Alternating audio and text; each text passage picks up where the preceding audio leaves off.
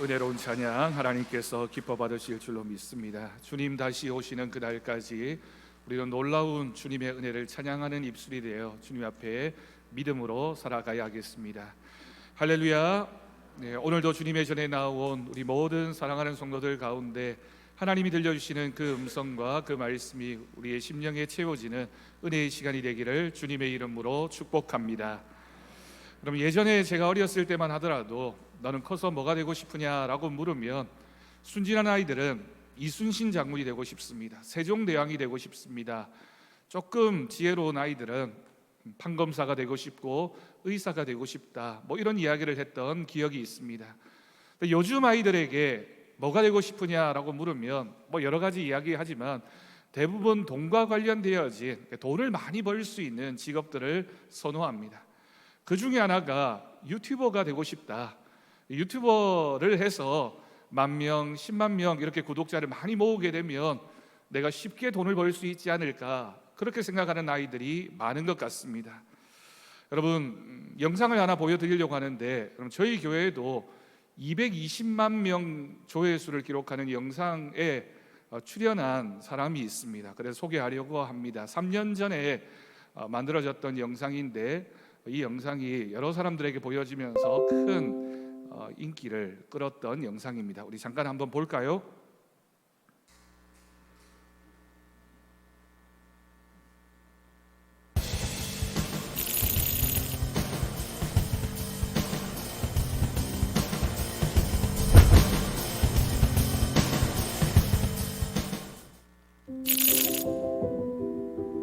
저희 집은 엘리베이터가 없는 4층이라서 늘 죄송한 마음에 음료 바구니를 만든 지 1년이 넘었는데,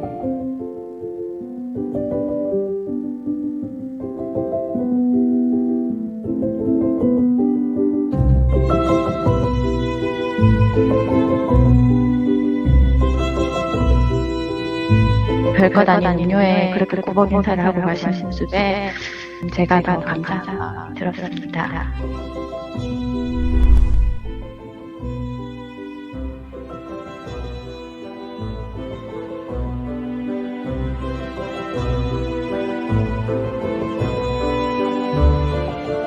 삼 년 전 영상입니다. 저희 집에서 저희 아내가 힘겹게 올라오는 택배 기사에게 뭔가 마음이라도 좀 표현하고 싶어서 이렇게 바구니를 만들어서 생수와 여러 간식을 두었는데, 어느 날 이제 택배 기사가 그걸 보고는 이렇게 꾸벅 인사하고 가는 모습이 너무 마음에 감동이 있어서 YTN이라고 하는 곳에 제보를 해서 이 영상이 올라왔습니다.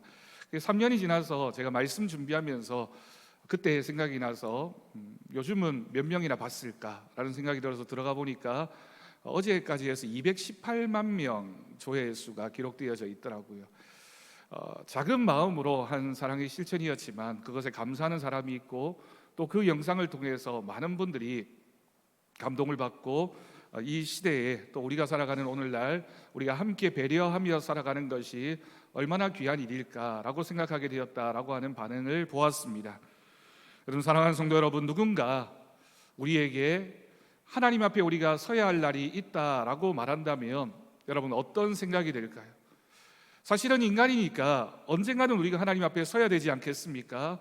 죽을 날이 있습니다. 그런데 하나님 앞에 서게 될 날이 있다라고 하는 말을 내가 듣는다면 한편으로는 두려운 마음이 들기도 하고, 어떤 사람은 잘 모르겠다, 어떤 기분일까, 그렇게 말하는 사람도 있을 것입니다. 그런데 예수님께서는 오늘 말씀을 통해서 그날은 반드시 있을 것이며 그날에는 또한 심판이 있을 것이다 라고 말씀하셨습니다. 여러분, 이것은 너무나 분명한 진리입니다. 마지막 날 주님이 다시 이 땅에 오시는 날이 있고, 그때에는 누구나 알 것 없이 하나님 앞에서 심판을 받게 될 것입니다. 그런데 여러분, 마태복음 25장 오늘 우리가 한 부분을 읽었는데요, 이 25장 전체에는 종말과 관련되어진 세 가지 비유의 말씀이 기록되어져 있습니다. 첫 번째 비유의 말씀이 열처녀 비유입니다. 10명의 처녀가 있었는데 5명, 5처녀가 어떤 마음으로 영적인 준비를 했는지, 종말을 기다리는 사람에게는 이렇게 영적인 준비가 꼭 있어야 된다라고 하는 비유의 말씀을 들려주셨죠. 두 번째 말씀은 달란트 비유입니다. 1달란트, 2달란트, 5달란트의 비유를 통해서 우리에게 맡겨주신 사명을 우리가 어떻게 충성으로 잘 감당할 것인가, 받은 달란트 하나님 앞에 잘 남겨서 돌려드리는 착하고 충성된 종이 되어야 된다라는 말씀이 두 번째 비유입니다. 그리고 세 번째 비유가 오늘 우리가 읽은 양과 염소의 비유입니다. 비유라고 얘기하지만 사실은 이 말씀은 굉장히 실제적인 말씀이고 장차 일어날 일에 대한 예수님의 예언의 말씀이기도 합니다. 그날 예수님은 모든 인류를 양과 염소로 나누시며 사랑의 실천이 있었는지를 물으시게 될 겁니다. 여러분, 오늘 말씀에 기록되어진 이 질문은 사실 오늘 이 예배를 드리고 있는 우리 모두를 향한 우리 주님의 질문이기도 합니다. 너는 나를 사랑했느냐? 너는 이웃을 어떻게 대했느냐? 여러분, 오늘 본문을 한번 생각해 봅니다. 첫 번째 본문의 중요한 내용은 심판의 날 인자가 영광 중에 오신다라고 하는 것입니다. 예수님이 오늘 말씀에서 이렇게 말씀하십니다. 인자가 자기 영광으로 올 때에 모든 천사와 함께 와서 자기 영광의 보좌에 앉게 될 것이다. 여러분, 여기서 인자라고 하는 표현은 예수님이 스스로를 겸손하게 표현하실 때 사람의 아들이라는 뜻으로 인자라고 부르셨습니다. 그런데 적어도 오늘 말씀에서만큼은 예수님이 자신을 그냥 그저 사람의 한 사람 정도로 말씀하신 것이 아니라 겸손한 구주의 모습이 아니라 다니엘서 7장에 기록되어진 인자라고 하는 뜻과 연결되어져 있는 표현입니다. 여러분, 구약성경 특별히 다니엘서 7장을 보면 인자라고 하는 표현이 등장하고 있는데 이때의 인자는 그저 사람의 아들 정도가 아니라 하나님께로부터 통치권과 심판권을 위임받은 마지막 종말의 때에 모든 인류를 심판하러 오시는 심판주를 설명할 때 인자라고 표현하고 있습니다. 그래서 다니엘서 7장에 기록되어진 그 인자라고 하는 종말의 심판주가 오늘 말씀에서 예수님이 스스로를 가리켜서 내가 그때 너희를 심판하러 오는 인자로 이 땅 가운데 올 것이라고 말씀하신 것이죠. 여러분, 예수님은 다시 오실 때 더 이상 처음 오셨을 때 모습, 말구유에서 한 어린아이로 태어나신 그 모습이 아니라 많은 사람이 볼 수 있는 영광의 보좌 위에서 우리에게 오실 것입니다. 천사와 함께 하늘의 영광과 권위로 만민을 심판하러 오시는 그 주님 앞에서 누구라도 할 것 없이 모든 인류는 그 심판대 앞에 서게 된다라는 사실 여러분 꼭 기억해야 합니다. 두 번째, 심판의 날 모든 민족 앞에서 그 심판주는 양과 염소를 나누십니다. 여러분, 본문이 32절과 33절을 보면 모든 민족을 그 앞에 모으고 각각 나누기를 목자가 양과 염소를 나누는 것 같이 할 것이다 라고 기록하고 있습니다. 여러분, 여기에 기록되어진 모든 민족이라고 하는 이 표현은 그 사람이 믿는 사람이든 믿지 않는 사람이든 부자이든 가난하든 남자든 여자든 누구이든지 간에 다 하나님 앞에 서게 되는 그날이 있다라고 하는 것이죠. 여러분, 양과 염소를 키우는 분들의 이야기를 들어보면 양과 염소가 생김새는 굉장히 비슷하게 생겼지만 그 행동이나 성품이 굉장히 다르다고 합니다.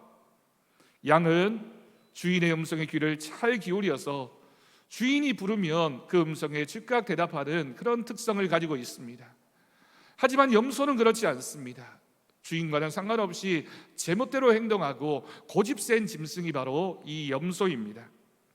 예수님께서는 마지막 날 그 순간에 이 세상의 모든 사람들을 불러 모아놓고 너는 양과 같은 사람이다, 너는 염소와 같은 사람이다 라고 분류할 것이다 라고 하는 것이 오늘 말씀에 기록되어져 있습니다.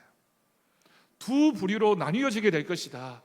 네, 여러분, 여기서 중요한 것은 그 기준이 무엇일까요? 마지막 날 심판주로 오시는 주님은 어떻게 양의 사람, 어떻게 염소의 사람, 오른편에 속한 사람, 왼편에 속한 사람으로 나누실까요? 오늘 말씀은 너무나도 분명하게 그것이 바로 너희가 이 땅에 살아있는 동안 행동으로 사랑이 있었느냐, 행함이 있는 사랑이 있었느냐, 그 유무로 나누게 될 것이라고 말씀하셨습니다. 이 말씀을 쉽게 설명하면 이런 뜻입니다. 사랑한다고 말을 했느냐가 아니라 사랑을 실천했느냐.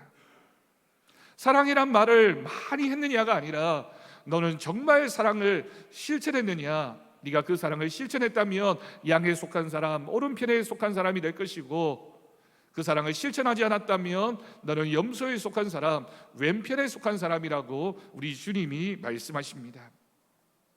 그래서 여러분, 세 번째가 여기에 양에게 주시는 말씀이 있습니다. 예수님은 양들에게 이렇게 말씀하십니다. 내 아버지께 복받을 자들이여. 양을 향해서 하나님은 축복의 말씀을 주십니다. 너는 하나님 앞에서 큰 복을 받게 될 것이다. 창세로부터 너희를 위하여 예비되어진 그 나라를 상속하게 될 것이다. 하나님의 나라를 차지하게 될 것이며 하나님 나라의 온 땅이 너의 것이 될 것이다. 너는 그런 축복을 받은 사람이라고 칭찬하십니다. 그러면서 예수님께서 왜 네가 이런 복을 받게 될 것인가, 네가 왜 양에 속했고 네가 왜 오른편에 속하게 될 것인가를 35절과 36절 말씀에서 6가지 기준을 통해서 말씀하셨습니다. 여러분, 6가지 기준이 무엇입니까? 내가 줄일 때에 너희가 먹을 것을 주었고, 여기서 나는 예수님이십니다. 내가 줄일 때 너희가 먹을 것을 주었고, 목마를 때에 마시게 하였고, 나그네 되었을 때에 영접하였고, 헐벗었을 때에 옷을 입혔고, 병들었을 때에 돌보았고, 옥에 갇혔을 때에 와서 보았느니라. 여러분, 여기에 기록되어진 6가지 행위는 모두 지극히 평범한, 어쩌면 우리가 쉽게 할 수 있는 그런 일들을 나열하고 있습니다. 크고 위대한 일이라고 할 수 없습니다. 나라를 구했느냐, 아니면 정말 많은 사람들에게 놀라운 많은 것들을 나누어 주면서 큰 혜택을 끼쳤느냐, 이런 정도가 아니라 그저 평범하게 보이는 6가지를 너희가 하였느냐. 네, 여러분, 여기에 기록되어진 이 6가지의 공통점이 있습니다. 이웃을 향한 작은 배려가 있었느냐, 따뜻한 관심을 가졌느냐, 손을 내밀었느냐, 너는 방문했느냐, 너는 섬겼느냐 라고 하는 질문입니다. 그런데 더 놀라운 것은 이렇게 6가지의 말씀을 하시면서 칭찬을 받고 있는 이 사람들이 정작 내가 그런 행동을 했다라고 생각하지, 기억하지 못하고 있다라고 하는 것입니다. 그래서 이렇게 묻습니다. 주님, 우리가 언제 그렇게 했습니까? 여러분, 이 대답 속에는, 이 질문 속에는 주님, 언제 우리가 주님을 그렇게 돌보았습니까? 주님을 우리가 만난 적도 없는 것 같은데 주님께 우리가 어떻게 이런 선한 일을 했습니까? 라고 하는 질문입니다. 그런데 그때 예수님은 말씀하십니다. 너희가 여기 있는 내 형제 중에 지극히 작은 자 하나에게, 정말 하찮아 보이고 작아 보이는 그 사람 한 사람에게 한 것이 바로 내게 한 것이다. 너희가 살아있는 동안에 살아가면서 주변에 있는 하찮아 보이고 소홀히 대할 수 있는 그 작아 보이는 한 사람에게 한 것이 그 사람이 바로 나였다라고 우리 주님이 말씀하십니다. 여러분, 지극히 작은 자가 누구일까요? 우리 주변에 많이 있습니다. 이름 없이 가난하게 살아가고 있는 사람들입니다. 외롭고 병들어 있는 사람들입니다. 소외된 사람입니다. 주변에 누구도 관심을 가지지 않고 내가 아니면 사랑을 받을 만한 그런 가능성이 없어 보이는 사람들입니다.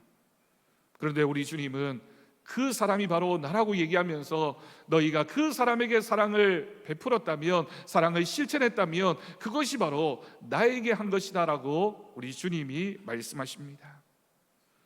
여러분, 성경 전체에서 또 복음서에서 우리 주님이 율법의 2가지 계명을 우리에게 알려주셨습니다. 하나님의 말씀을 2가지로 요약한다면 첫 번째는 너희가 하나님을 사랑하는 것이며, 두 번째는 그 사랑하는 마음을 가지고 내 이웃을 내 몸과 같이 사랑하는 것이다 라고 말씀하셨습니다. 그런데 여러분, 이 말씀은 오늘 우리에게도 들려지고 있는 하나님의 말씀입니다. 너는 정말 하나님을 사랑하는 사람인가? 하나님을 정말 사랑하는 사람인가? 라고 물으시면서 네가 정말 하나님을 사랑하는 사람이라면 마땅히, 당연히 내 이웃을 사랑하는 사람이어야 한다. 네가 내 이웃을 사랑하는 사람이라면 나를 사랑하는 사람이다 라고 우리 주님이 말씀하십니다. 그래서 우리가 우리 곁에 있는 우리의 도움을 필요로 하는 사람에게 우리가 사랑을 할 수 있는 그 사람에게 사랑하는 것이 주님께 하는 것과 동일한 모습이기 때문입니다. 그리고 네 번째, 오늘 말씀에는 염소에게 하시는 말씀이 있습니다. 왼편의 염소에게는 이렇게 말씀하십니다. 저주를 받은 자들아, 나를 떠나 마귀와 그 사자들을 위하여 예비된 영원한 불에 들어가게 될 것이다. 양에게 오른편에 있던 사람들에게 주셨던 축복과는 전혀 상관이 없는, 전혀 반대의 말씀, 영원한 불이 너희를 위하여 예비되어졌다, 너는 사탄에 속한 사람이라고 주님은 책망하십니다. 여러분, 이 사람들이 사실은 악한 일을 해서 심판받는 것이 아닙니다. 예수님은 동일하게 6가지 상황을 언급하십니다. 그러면서 너희가 아무것도 하지 않았다라고 말씀하십니다. 여러분, 우리가 율법을 보면, 또는 우리가 이 땅을 살아가면서 우리가 착한 사람이 된다라고 하는 기준은 무엇을 하지 않으면 내가 착한 사람이 된다라고 쉽게 생각합니다. 내가 살인하지 않으면, 남의 것을 빼앗는 도둑질을 하지 않으면, 누군가를 미워하지 않으면, 내가 이런 것들을 하지 않으면 나는 착한 사람이야, 나는 예수님 말씀대로 사는 사람이야 라고 생각합니다. 그런데 주님은 정말 의외의 말씀하셨습니다. 너희가 하지 않았기 때문에 악한 사람이라고 말씀하십니다. 이 사람들이 변명합니다. 우리가 왜 주님 앞에 주님을 대할 때 아무것도 하지 않았습니까? 라고 질문을 했습니다. 그러나 주님은 단호하게 말씀하십니다. 지극히 작은 자 한 사람에게 하지 않은 것이 곧 나에게 하지 않은 것이다. 너희가 너희 곁에 있는 작은 자 한 사람, 작은 사람 한 사람에게 하지 않으면 나에게 하지 않은 것이라고 말씀하셨습니다. 여러분, 여기서 우리는 중요한 교훈을 발견할 수 있습니다. 하지 않은 것이 주님께 하지 않은 것이며, 하지 않은 것이 죄라는 겁니다. 하지 않았기 때문에 내가 의로워지는 것이 아니라 마땅히 해야 할 일을 하지 않으면 그것이 죄가 되는 것입니다. 주님께 하지 않은 것이기 때문입니다. 그래서 여러분, 성경 말씀은 우리에게 무관심이 죄라고 말씀합니다.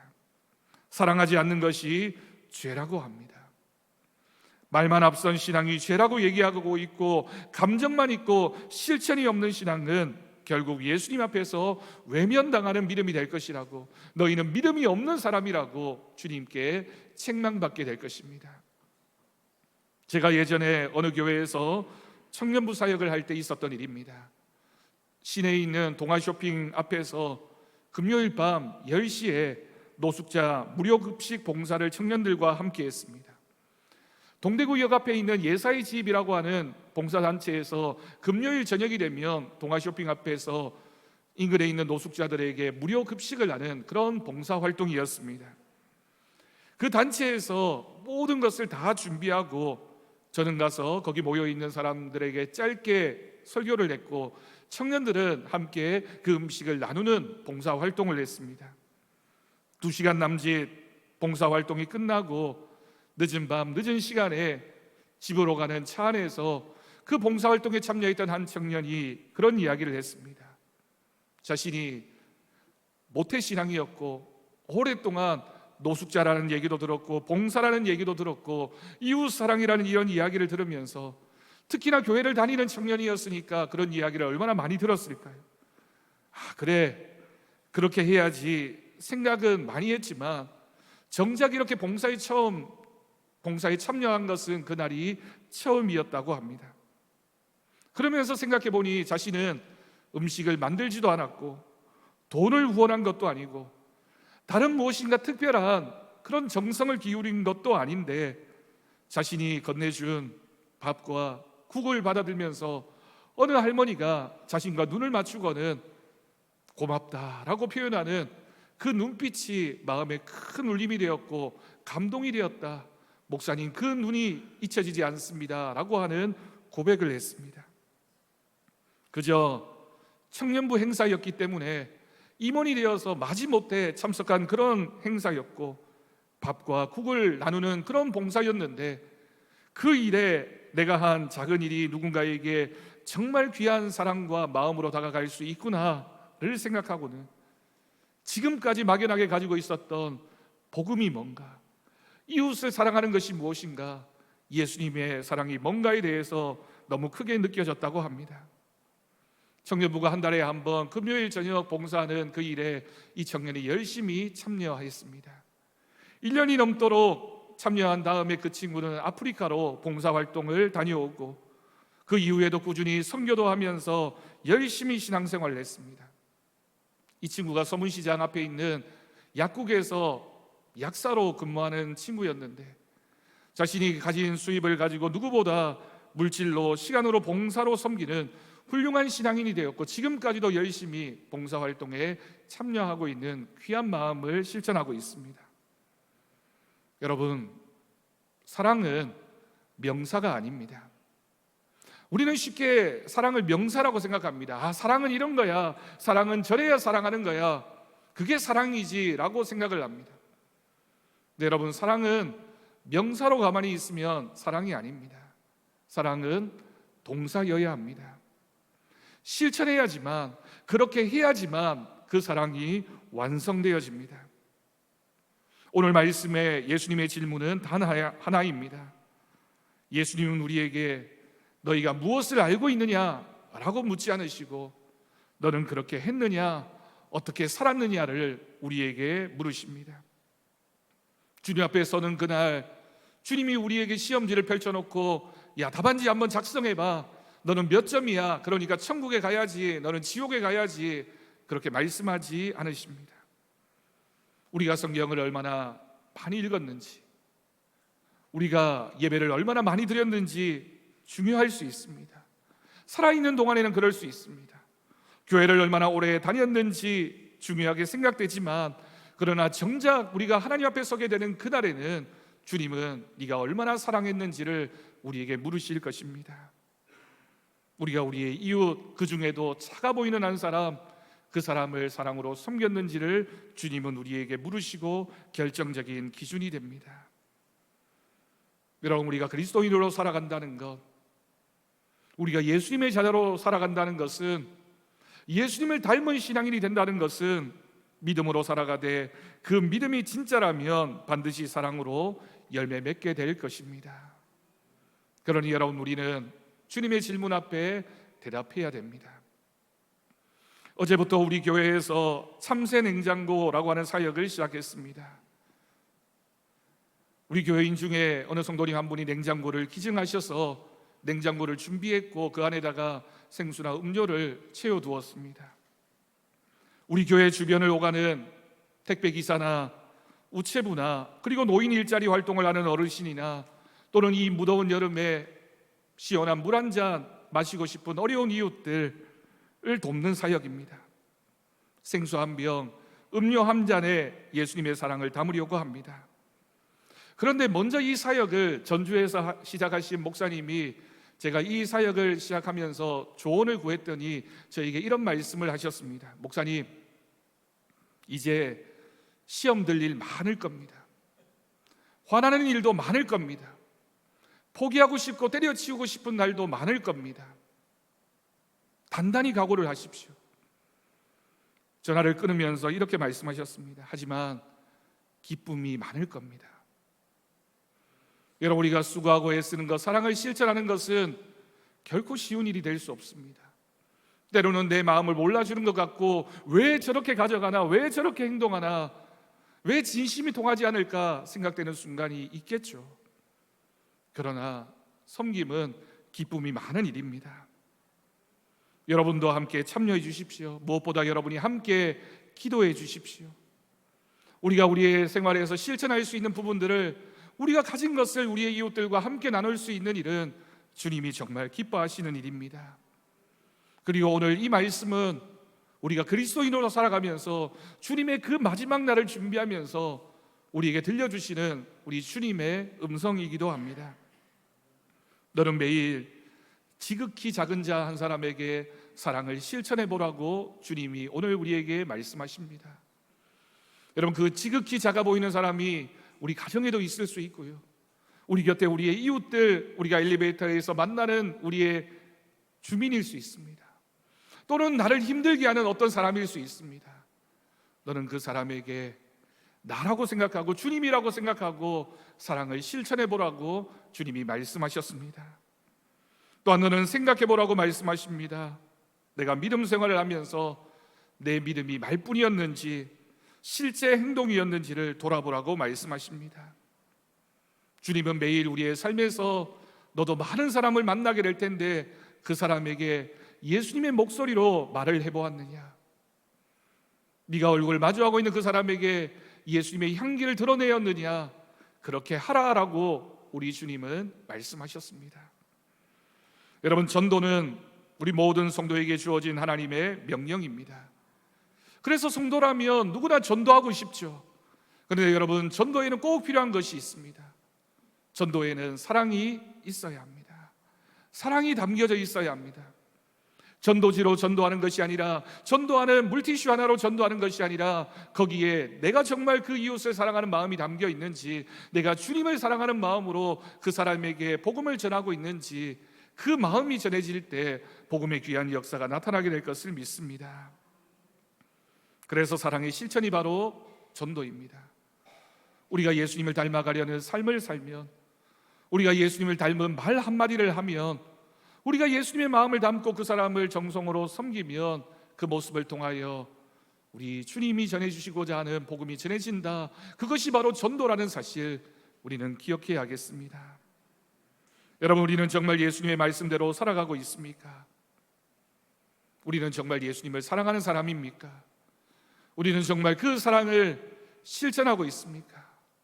마지막 날 주님께서 우리를 다 불러 모아놓으시고 너는 이렇게 했느냐라고 물었을 때, 주님 저는 생각이 나지 않는데 주님 정말 그랬을까요? 라고 말씀하실 때 주님이 우리를 향해서 너는 나에게 그렇게 했다, 네가 그렇게 사랑으로 섬겼던 그 사람이 바로 나였다라고 하시는 그 칭찬을 여러분 우리도 들어야 하지 않겠습니까? 주님 오시는 그날 우리 함께 주님의 오른편에 설 수 있기를 바랍니다. 주님의 오른편에 서서 양과 같은 사람이 되어서 주님의 칭찬을 받는 우리 모두가 될 수 있기를 축복합니다. 여러분, 우리를 통해 예수님의 향기를 뿜어낼 수 있도록, 우리를 통해서 예수님의 음성을 들을 수 있도록 여러분 우리 사랑을 실천합시다. 그렇게 될 때 우리는 주님이 주시는 복과 은혜를 누리게 될 것입니다. 주님은 잊지 않으십니다. 네가 정말 사랑하고 있구나, 네가 정말 나를 사랑하고 있구나, 그 마음을 보시고 우리에게 주시는 은혜가 있고 우리에게 주시는 복이 있고, 내가 사랑으로 실천했더니 우리의 가정 가운데 하나님이 주시는 큰 복과 충만한 은혜가 채워지는 놀라운 역사가 있을 줄로 믿습니다. 그렇게 그 사랑을 실천하는 우리 더 사랑교회 모든 성도들 되기를 주님의 이름으로 축복합니다. 기도하겠습니다. 하나님 아버지, 감사합니다. 주님, 우리가 주님의 오른편에 서게 하여 주옵소서. 우리의 삶이 주님의 기쁨이 되게 하여 주옵소서. 하나님의 선한 일에 참여하는 교회가 되게 하여 주옵소서. 교회가 소외된 이웃을 품고 긍휼의 통로가 되게 하여 주옵소서. 이웃을 사랑하는 일에 게으르지 않게 하여 주옵소서. 작은 사람, 작은 자 하나에게 행한 것을 기뻐하시는 주님을 기억하며 주님을 사랑하는 우리들의 믿음이 되게 하여 주옵소서. 사랑하는 우리 주 예수님의 이름으로 기도드립니다. 아멘. 감사 찬송 455장 함께 찬양하겠습니다.